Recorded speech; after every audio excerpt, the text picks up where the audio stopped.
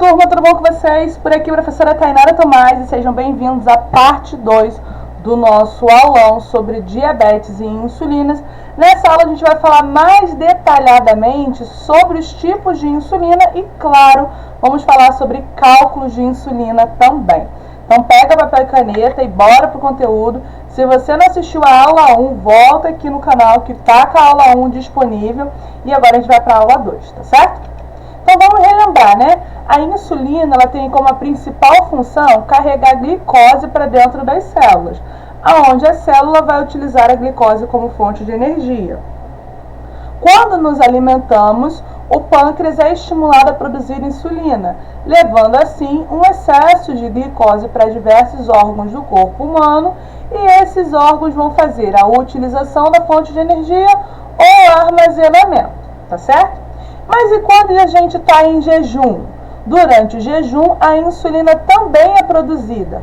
Lembrando que também, durante o jejum, a insulina precisa carregar a glicose para dentro das células para que as células possuam energia, tá? As insulinas, elas vão ser divididas em rápidas e ultra rápidas ou lentas e ultra lentas. Se as insulinas forem do tipo rápidas e ultras rápidas, elas vão ser insulinas utilizadas na forma de bolos, tá? Que vão ter uma ação e período de alimentação mais rápido, né? Promovendo assim um bom controle da glicemia próximo dos períodos da alimentação. Agora, quando elas são insulinas muito lentas ou insulinas ultras lentas, elas vão ter como um papel serem utilizadas de forma basal, ou seja, elas podem ficar 24 horas fazendo efeito no organismo.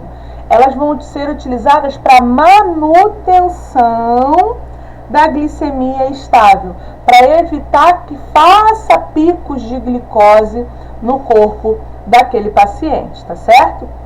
Então, a rápida, ultra rápida, ela vai ser usada ali bem próxima à alimentação, ela vai ter um consumo muito rápido, ela vai ser um efeito muito rápido e também consumida muito rápido pelo organismo. E a lenta ela é utilizada entre as refeições, ela vai ter um consumo muito lento e uma ação no organismo também muito lenta, tá? Vamos detalhar essas insulinas agora?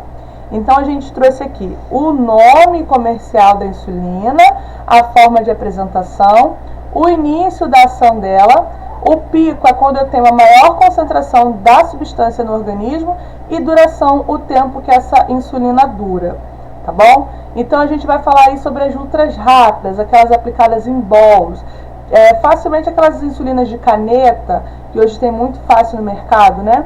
A gente vai ter a Lispro, Asparte e a glulicina, que é conhecido como Aprida, né? Bem comum aí vocês ouvirem falar sobre elas. Ambas têm um início de ação menor que 15 minutos. Então, elas antes de completar 15 minutos da administração, elas já estão fazendo uma função de insulina no nosso organismo. O pico, quando que chega a maior concentração dessas insulinas no corpo? A Lipros, ela chega ali em torno de 30 minutos até 2 horas após a aplicação. É o horário que eu tenho o maior pico dessa insulina. A Aprida também tem esse tipo de pico. Então, o paciente tomou agora, com menos de 15 minutos, ela já começa a fazer efeito. Mas o maior ponto de efeito dela vai ser cerca de 30 minutos até 2 horas ali após a administração, tá? E a Asparte, ela vai ter ali esse pico 1 a 2 horas após a administração. Mas o importante, todas elas começam a fazer ação quase que instantaneamente, 15 minutos no máximo após a aplicação, elas já estão fazendo o trabalho de carregar a molécula de glicose para dentro da célula, para a célula gastar essa glicose em forma de energia. Quanto tempo essas insulinas duram no corpo, tá? A categoria ultra rápida, ela dura em cerca de 3 a 6 horas, dependendo da insulina. Então, a gente vai ter aí a Asparte, indo até 6 horas. Em compensação, a gente tem aprida, que dura cerca de 4 horas. Isso quer dizer que, em alguns casos, o paciente vai poder tomar 2 vezes ao dia, 3 vezes ao dia, esse tipo de insulina, tá? Porque ele não dura um período muito grande no organismo. Depois a gente vai ter a insulina humana de ação rápida, também conhecida como a insulina regular. Essa insulina regular vai começar a fazer ação no corpo entre 30 minutos e 1 hora da administração, tá? E ela dura de cerca de 5 a 8 horas no organismo. Então ela já é uma insulina que a gente vai estar aí fazendo administração no máximo 2 vezes ao dia, tá? E depois a gente vai para as insulinas de ação prolongada. Essas também são as insulinas muito comuns da gente encontrar pacientes fazendo uso, que é a Glargina, né, que é a Lantus, a Levemir e a Trebisa, tá bom? Essas são insulinas que vocês vão ver também na forma de caneta, né, aí no mercado. Elas vão ter um início de ação superior a 1 hora. Então a Lantus, que é uma muito conhecida, ela vai começar a fazer efeito no organismo 2 horas após a aplicação. Em contrapartida, se a gente voltar aqui, a gente tem a Lipros, que ela começa já com 15 minutos. Até 15 minutos ela já está fazendo ação no organismo. A Lantus não. A Lantus é 2 horas após.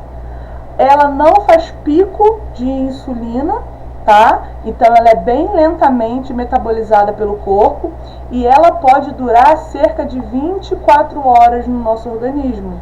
Então, de novo, a Lantus, ela é aquela insulina que normalmente o paciente vai fazer 1 utilização ao dia, tá? Depois a gente tem a Tresiba.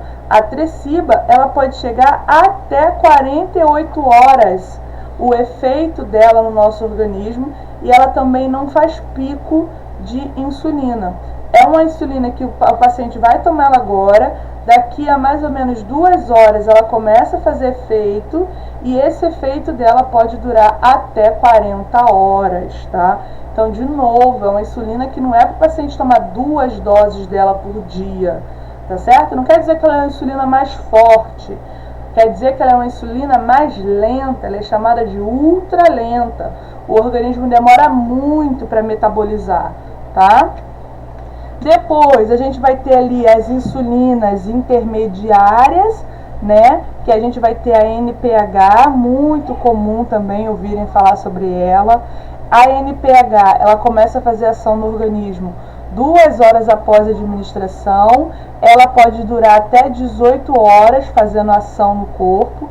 Também é uma insulina que a gente precisa tomar cuidado na utilização. Não é algo que dá para usar 3, 4 vezes ao dia, porque a duração dessa insulina no organismo é uma duração grande, tá? E aí a gente vai vir com as análogas, que são ali uma mistura de uma ação intermediária com ultra rápida. Por que, Thay? Porque essas análogas bifásicas, essas que são Lipros 25%, a Lipros 50%, essas aí elas vão misturar as duas funções. O que isso quer dizer? Que ela vai ter uma ação muito rápida e uma duração muito longa. Porque normalmente as ultras rápidas, elas têm uma ação rápida e uma duração curta. As intermediárias, elas têm uma ação longa e uma duração longa. Quando a gente vai para as análogas, eu vou ter as insulinas que vão juntar essas duas funções. Elas conseguem fazer uma ação muito rápida e conseguem durar muito tempo no organismo. De novo, são insulinas que a gente vai encontrar com muita facilidade em forma de caneta. E eu preciso tomar cuidado com elas, porque são insulinas como a Asparte, por exemplo, que pode durar 24 horas, mas começa a fazer efeito com 15 minutos no máximo, tá bom? E para fechar, a gente tem a NPH 70% e regular 30%. Ela vai ter uma ação intermediária rápida também é uma ação conhecida, mesma função, gente. Ela vai começar a fazer efeito no organismo com 15 minutos no máximo, mas ela pode durar até 10 horas no organismo. Tá, e por que você está falando essa informação de novo? Você já falou isso na aula 1, porque é importante a gente fixar, porque enquanto na insulina ultra rápida, se precisar fazer 2, 3 aplicações no dia, eu consigo fazer, porque ela não dura muito no organismo. As insulinas lentas, ultras lentas, eu não posso. Ah, tá, mas o paciente é diabético, não tem que baixar a glicose? Só que se eu utilizar errado a insulina lenta, eu vou baixar essa glicemia demais, eu vou diminuir muito a glicose. E a hipoglicemia é muito mais perigosa do que a hiperglicemia. As duas são ruins, as duas trazem complicações, mas a hipo pode matar o paciente mais rápido. Então eu preciso detalhar essa questão de saber qual é a ação e duração da insulina que eu estou aplicando no meu paciente. E se ele tem noção disso, para que ele não faça esses excessos de dose por questão de visualizar ali no glicosímetro uma alteração na glicose e nisso acabar fazendo uma hipoglicemia que poderia ser evitada. E aí a gente vai para o cálculo de insulina, tá bom? Hoje no mercado a gente vai ter frascos de insulinas que vão ser graduadas em 100 unidades de medidas, que equivalem a 1 ml, tá? Então, assim, 100 unidades de medidas, 1 ml. E seringas de insulinas que vão ser graduadas do mesmo jeito. Esse cálculo vai ser feito através da regra de 3, onde as 100 unidades de insulinas vão corresponder a 1 ml, e quando a gente não tiver seringa de 1 ml, a gente pode utilizar até a seringa de 3 ml. Mas hoje no mercado a gente encontra com muita facilidade essas seringas que são famosas aí por serem de aplicação de insulina. Só que apesar delas serem muito parecidas, eu preciso ficar atenta a esse ponto aqui, que a gente chama de graduação. Na seringa que é graduada até 100, então você olha lá no finalzinho dela, eu tenho o 100, quer dizer que cada tracinho nesta seringa valem 2 unidades de medida. Então, cada tracinho eu vou ter 2 unidades de insulina. Já na que termina no 50, cada tracinho dessa seringa, então cada tracinho dessa seringa aqui, ó, vai valer 1 unidade de medida. Gente, é sério, isso é muito importante. Porque se eu pegar 4 tracinhos lá na minha seringa, nessa seringa aqui de 100, vamos lá, 4 tracinhos na seringa de 100, cada tracinho dela não vale 2, então eu vou ter 2, 4, 6, 8. Eu vou ter 8 unidades de insulina. Porém, na seringa de 50, cada tracinho vale 1. Eu vou ter só 4 unidades de insulina. Se eu errar do maior para o menor, em vez de eu tomar 8, eu tomar 4 ou administrar 4, bom, eu consigo administrar mais 4 e resolvo o problema. O ruim é quando eu erro ao contrário. Era para mim administrar 4 e eu administro o dobro na minha vítima, no meu paciente. Então eu preciso ficar atenta a essas seringas, tá? E também a gente vai ter as seringas de 30 unidades de medidas. E nessa a gente vai ter as que vão ser cada tracinho valendo 1 ou cada tracinho valendo meio. E aí, meio, gente, meio. De novo, se eu pegasse na seringa de 30, que cada tracinho vale meio, esse mesmo exemplo, 4 tracinhos valeria 2 unidades de insulina. Por isso que eu tenho pânico de contar tracinho na seringa, porque a depender do tipo da seringa, Cada tracinho vale de uma forma diferente. Isso é muito sério. Se o meu idoso não tem uma noção disso, quando ele chega na farmácia, essas seringas são todas muito parecidas. Se ele tem uma dificuldade visual, aí que ele não vai ver mesmo que um é 50, outro é 100, outro é 30. E se ele perguntar, é para seringa de insulina, o farmacêutico vai falar, porque não está errado, é para administrar insulina. Mas será que eu vou conseguir ter uma boa orientação que cada tracinho, a depender da seringa, muda? Então toma cuidado aí com o seu paciente, com o seu vovô, com a sua vovó, tá certo? Inclusive, comenta aqui embaixo se você já sabia. Quero saber quem está assistindo a aula mesmo. Coloca aqui embaixo, eu já sabia, ou coloca aí embaixo, eu não sabia disso. Para me saber quem veio até aqui na aula. E aí a gente vai fazer os cálculos, tá?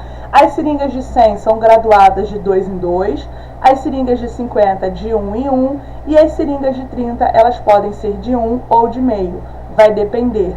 Tá, e aquela seringa convencional de 1 ml? A seringa convencional de 1 ml, ou ela é graduada de 1 em 1, ou ela é graduada de 2 em 2, vai depender do tipo da seringa. Tá? Aonde eu vejo isso, Thay? No verso da embalagem, certo? E aí a gente vai aprender a calcular. Calcular é o mais fácil, galera, é a regra de 3. A gente vai colocar assim, ó, fui salvo pelo X. Esse S aqui significa seringa, e a minha seringa sempre vai ser o valor 1. X é o valor que eu quero saber quanto que eu vou aspirar. O F é o tanto de insulina que possui o meu frasco, tá? E o Pzinho é da prescrição, o que eu preciso, o que foi prescrito. Então a gente tem um exemplo aqui, ó. Prescrito insulina Lantus, 25 unidades subcutânea. Disponível um frasco de insulina de 100 unidades e uma seringa de 3 ml. Quantos ml devo aspirar para administrar 25 unidades? Ótimo, vamos substituir. Fui salvo pelo X. Fui de frasco. Quanto que vale o meu frasco? Aqui, ó, frasco de 100. Então, eu vou colocar 100 aqui. O 1 já vai automático, porque sempre na regra de 3, a seringa vai valer 1 na hora de calcular. Depois, o pelo, com P da prescrição. Foi prescrito quanto? Quanto é para administrar? 25. Então, vem aqui.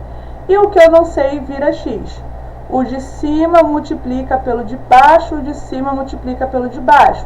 Então, 100 vezes X é igual a 25 vezes 1. Então, a gente vai fazer a conta. Esse 100 que está do lado de cá, ele precisa passar para o lado de cá. Então, quando ele muda o lado, ele muda o sinal. Aqui ele era positivo. Aqui ele estava multiplicando. Quando ele vai para o lado de lá, ele vai se tornar a operação oposta à multiplicação, que é a operação de divisão. Então, eu repito, X é igual a 25 vezes 1 dividido por 100. 25 vezes 1 dá 25 vezes 1. Aí, agora a gente vai pegar 25, isso mesmo. 25 dividido por 100. Tem que ser 25 dividido por 100. Tá, eu não posso fazer 100 dividido por 25, não? Não pode, não pode. É do jeito que sair, mas tá, 25 dividido por 100. 25 é o menor, não posso botar esse 100 na frente? Não, se eu mudar a ordem do fator aqui, eu altero o resultado.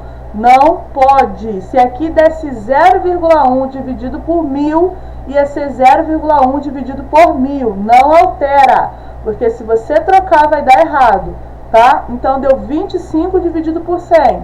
25 dividido por 100 dá 0,25 ml ou 0,2 unidades de medida. 0,2 não, gente, desculpa. 2 unidades de medidas. Calma aí, deixa eu pegar a borrachinha aqui. Deixa eu fazer uma tabelinha aqui com vocês. E aí a gente faz assim, ó, para saber quantas unidades de medidas são. Eu vou pegar esse 0 e essa vírgula, vou botar aqui em cima, ó, 0,25 ml. São quantos U's? Eu corto isso aqui e transformo isso aqui em um I. Aí fica 25 unidades de medidas, tá? É só fazer esse macetinho. Corta o número antes do zero, tira o ml e troca por UI, que você vai descobrir quantos UI você vai precisar aspirar, tá certo? E é isso, galera. A gente termina por aqui. Eu espero que você tenha gostado da aula. Fica ligadinho no seu e-mail para você receber o conteúdo complementar, os slides e todos os links. E não esquece de se inscrever no canal se você ainda não for inscrito. Estuda que a vida muda. Um grande beijo. Até o nosso próximo aulão.